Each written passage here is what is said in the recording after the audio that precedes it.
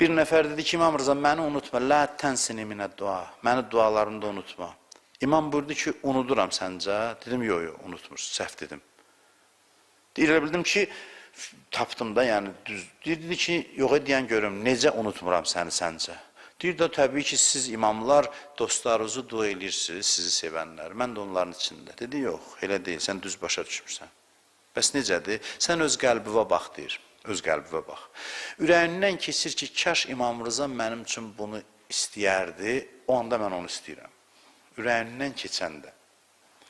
Ürəyindən keçəndə ki, kaş İmam Rıza, İmam Hüseyin, Əhl-i Beyt mənim bu hacətimi verərdi, Allahdan alıb verərdi də, yəni.